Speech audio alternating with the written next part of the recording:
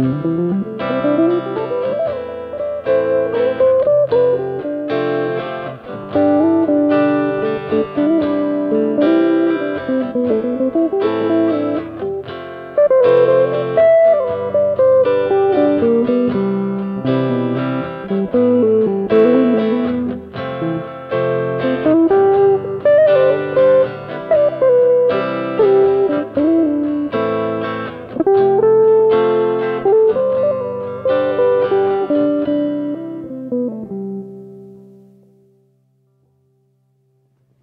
t'ai stoppé, hein. J'ai même pas décidé si... C'était très bien. Voilà. Ah, Je t'ai arrêté bien. un moment. Salut à toi, Salut. Aujourd'hui avec Seb, on va voir encore une fois une zone de jeu, mais cette fois-ci, on va y incorporer un leak pour montrer un peu plus l'importance de tout ça, d'incorporer zone de jeu, Ouais. leak, et ce que ça peut apporter à votre jeu, sachant que C'est moi, ça. c'est ce que j'ai fait pour créer ma compo que j'ai joué sur scène. J'ai fait essentiellement ça. J'ai improvisé mes petites zones de jeu et trouvé des phrases, et puis après, ça m'a fait ma composition que bout à bout, voilà. On parle de ça? Ouais. Pour à la fois rester un peu dans ce qui est confortable pour la majorité des gens, histoire que ce soit accessible au plus grand nombre, et en même temps aller chercher un peu autre chose quand même. On peut faire un entre-deux, un petit compromis. Hein. Donc on va rester dans notre bon vieux la mineur, cher à nos cœurs. C'est-à-dire que je fais des rimes. La mineure. Mais La mineure. ouais, Ok. la mineur naturelle, donc pense. on va extraire la mineur blues, ça tout le monde sait faire normalement, hein, la mineur blues. Bon, on va quand même se mettre dans la deuxième position, pas la première. Hein. On se mettra ici. Hein. Ici, donc deuxième position de la mineur blues.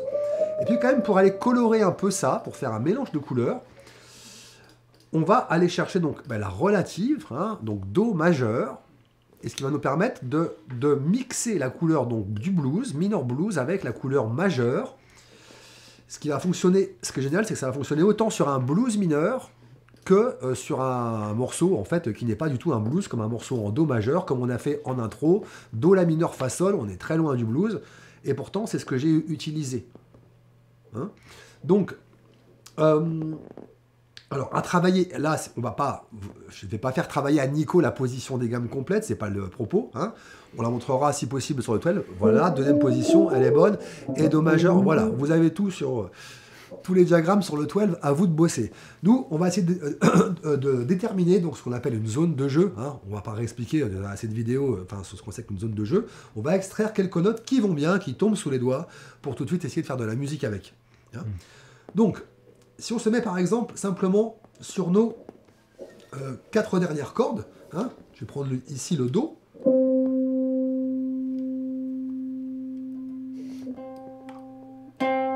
Vas-y, mets tes machins là. Voilà, ok. Et je vais monter ma gamme de Do majeur ici, d'accord? Do, Ré, Mi, Fa. Voilà. Voilà. Et c'est tout. On prend que ça, d'accord? Et même déjà, c'est beaucoup. Et on peut même prendre que les 2 dernières, si tu veux faire juste ça. Hein.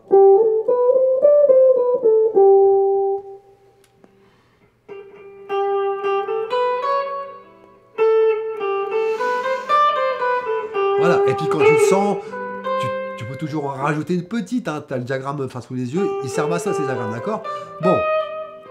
Bon. Donc, Ok, c'est bon, j'ai compris. D'un côté, tu as ça quand on est en Do majeur. Ouais. Hein, et puis d'un autre côté, si tu veux mettre du la mineur blues, tu as...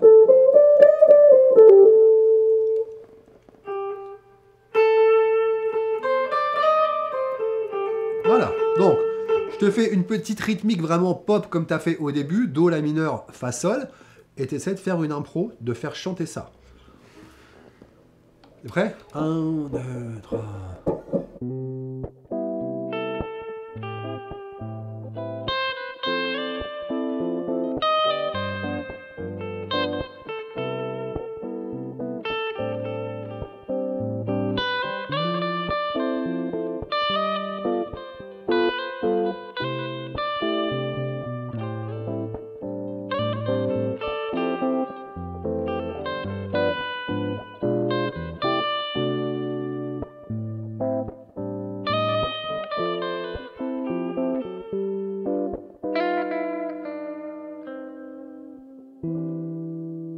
Ok, bon, Ok, ouais. c'était pas mal du tout, hein. Ouais, sympa, merci.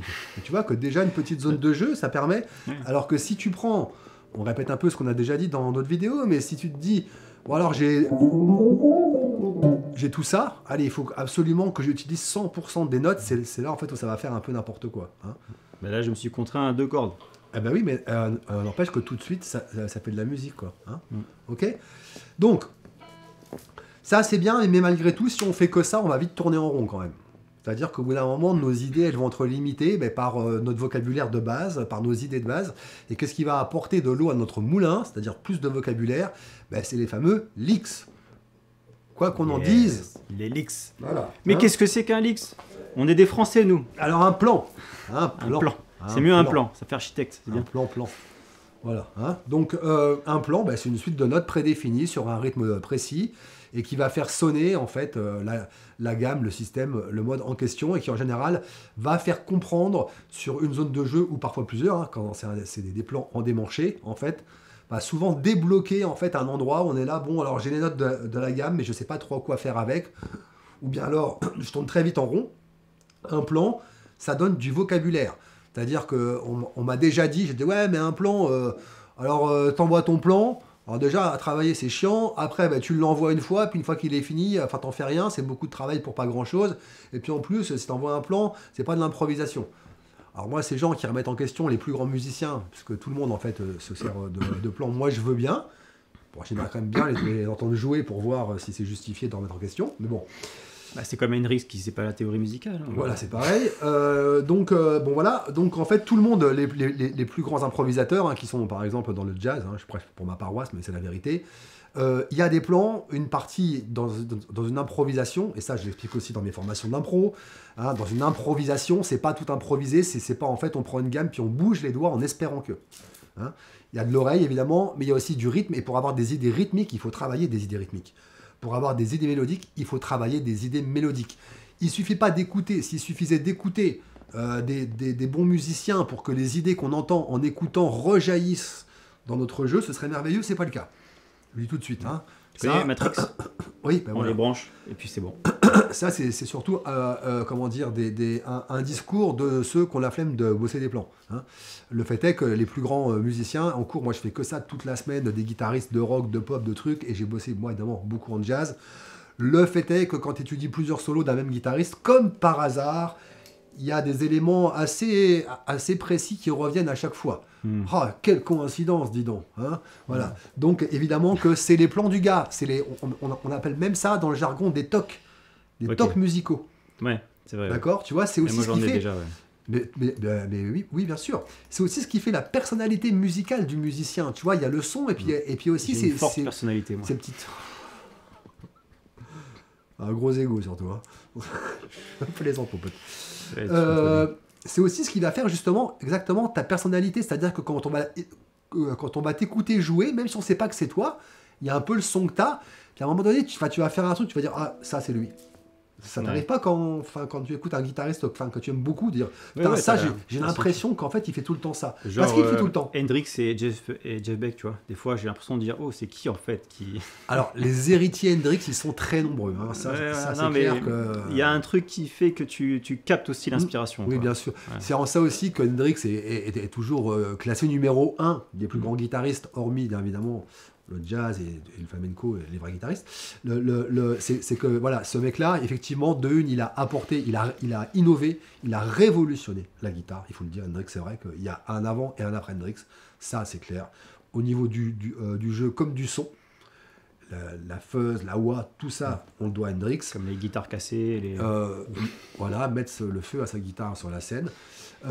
Et puis aussi, évidemment, que il y a derrière ça aussi une façon de jouer très très particulière qui a inspiré, il faut l'avouer, la plupart des guitaristes depuis que en fait, Hendrix a commencé à être connu. Hein. Enfin, Jeff Beck, John Frusciante des Red Hot que j'adore et d'autres. C'est vrai qu'on entend quand même des influences hendrixiennes chez beaucoup de monde. Hein. Et c'est normal. C'est le mec qui a pris la guitare, comme elle commence à être un peu poussiéreuse, avec le blues et tout ça, et le rock un peu basique. je ne dénigre pas, j'adore les Rolling Stones et tout, tu vois, mais bon, voilà, ça stagnait un peu, si tu veux. Voilà, Hendrix, il a rêvé, il a mis un coup de pied là-dedans, il a fait, bon, maintenant, la guitare, les gars, c'est ça. Voilà, et c'est vrai que tout le monde a pris sa claque, et qu'on continue de s'en inspirer. Bon, bref.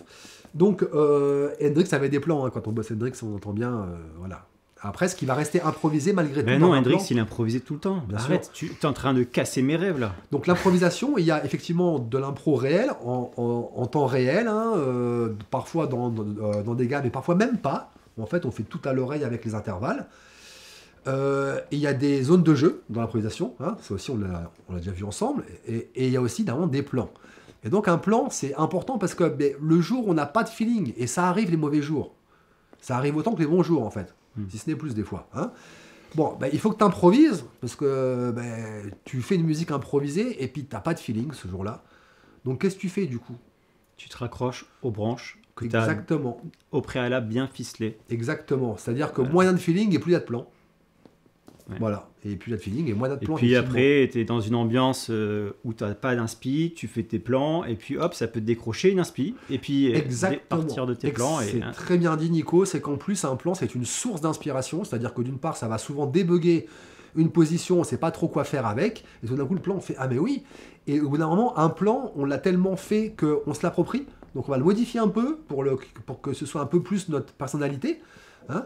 C'est ce qu'on appelle les influences. Quand tu écoutes un guitariste, tu dis, oh, lui, à mon avis, il a bossé ce gars-là. Pourtant, il joue pas comme lui. Tu vois, mais on entend que... En fait, c'est ça, les influences. Ça n'a aucun rapport avec le plagiat. Tu vois, c'est pas une pâle copie de... il est où ce plan, là? Calme-toi. Donc, voilà. Et donc, un plan, en plus, effectivement, c'est une mine d'or, souvent au niveau des idées. Ouais. C'est qu'en plus, on peut l'envoyer texto, comme travailler, on sait que ça va sonner d'enfer, et puis on peut aussi, évidemment, extrapoler dessus. Tu vois, l'étirer, le triturer, en fait, pour en faire autre chose. Hein. Donc voilà, allez. Ça suffit, j'en ai marre de parler de ça, putain. J'en ai marre de péter. Moi, j'en ai marre de t'écouter. Écoute, même moi, j'en ai marre de m'écouter. Ok, on va prendre notre petite zone de jeu, que je t'ai montré là, on va faire un plan avec 3 notes. Hein. Ok, vraiment facile, d'accord. Regarde, là, la gamme dans l'ordre. Si doré. Si tu n'arrives pas, je vais être sidéré. D'accord? Sidéré. Est-ce que vous avez eu la ref? C'est pas aussi bien que le rétroto, mais bon. On s'excuse, on peut pas sortir des rétrotos tout le temps. Hein. Donc, surtout, c'est de l'inspiration.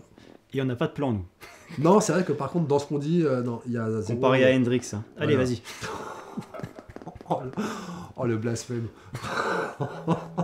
On est qui doute de rien. Allez, vas-y. Il va se faire lyncher, quoi. Ok, donc regarde, déjà ça, si on fait ça, clairement c'est nul, parce que c'est la gamme dans l'ordre, d'accord? Donc déjà, ce qu'on peut faire pour agrémenter un petit peu ça, c'est mettre un peu de phrasé déjà. Donc par exemple, vas-y, je te laisse faire notre si, au lieu de faire simplement ça, on va faire un petit slide avec une appoggiature. Vas-y.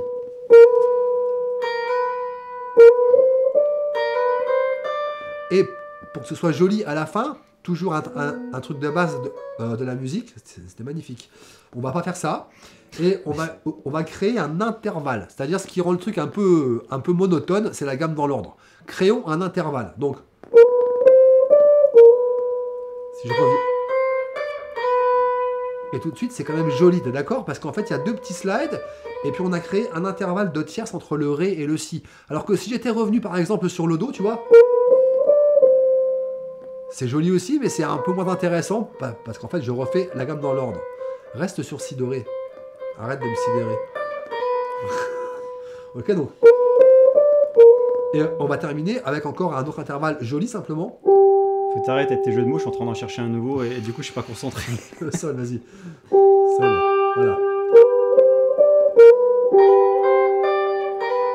C'est joli, non? C'est simple et c'est joli, hein? C'est bien ça.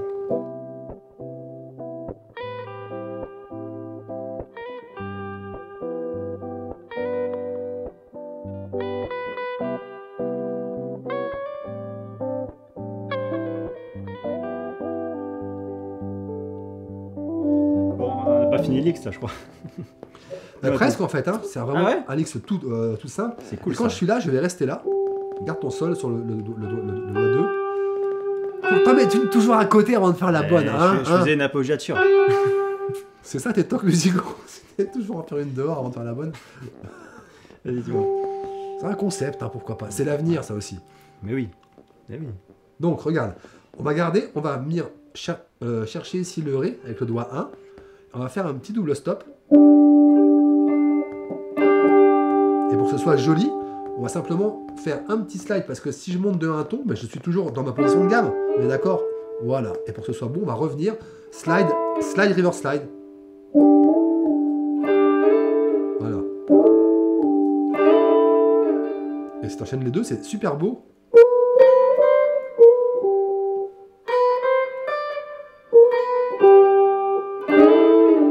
Ah, pas mal, hein? Non?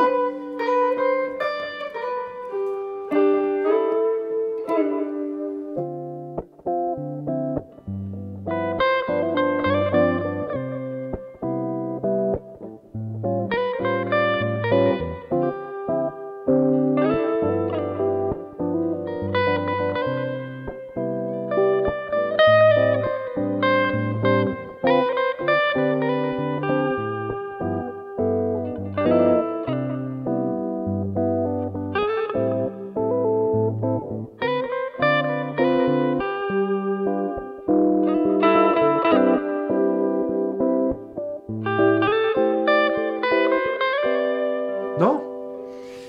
C'est pas très compliqué quand même. Non. Et c'est joli. J'étais bien là, pourquoi t'as arrêté?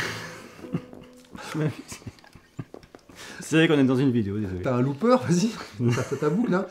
Et donc au bout d'un moment, tu vas carrément en fait ce plan-là extrapoler. Enfin, comme t'as commencé dessus, tu vois, en fait, ça inspire. C'est une sorte d'inspiration. Après, c'est ça le truc en fait. il faut justement, infuser tu un vois. petit peu. Là, on est Oui, en bien train de sûr, faire ça hein. rapidement, mais j'étais en train d'essayer d'aller à côté. Oui, voilà. T'as vu? Et puis si t'arrives justement et que tu dois en fait improviser et que tu commences, tu fais oula, j'ai pas l'inspi, ben déjà t'envoies ça et tu sais que ça va sonner d'avance. Et effectivement, en plus, ça peut débloquer l'inspiration qui te fait défaut à ce moment-là. D'où l'importance des plans. Voilà. Voilà, c'est bon, on a parlé du sujet là, je pense. Ouais, je pense que c'est bien. Il y aura le PDF, bien sûr, maintenant. Tu fais un PDF? Ouais, je fais un PDF. Alors, il y aura un PDF, c'est en lien en description, c'est sur son site. On en a déjà parlé en vidéo, c'est marqué en dessous. Voilà. Donc voilà. Donc c'est ce que tu fais dans ta formation aussi, cycle 2. Alors c'est un des éléments. C'est un des éléments. Voilà, c'est un des éléments. Mais dans le cycle 1 aussi, hein, il y a beaucoup de plans. La différence avec le cycle 2, c'est que dans le cycle 2, on explique qu'il y a de l'harmonie. Ouais. On explique pourquoi je peux jouer la gamme de Do majeur sur un blues mineur en La.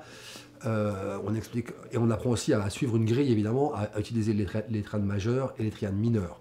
Dans le cycle 1, c'est vraiment débutant improvisation, hein, et déjà la gamme mineur blues est jouée au feeling, en fait, justement. Voilà. Et effectivement, que pour chaque position de gamme étudiée, il y a plusieurs licks dans la position pour débloquer le truc, évidemment. Voilà. Donc si t'intéresse d'aller voir, il y a tout en dessous en description. Je te remercie d'être là jusque-là et à bientôt. Ciao, Bye. ciao.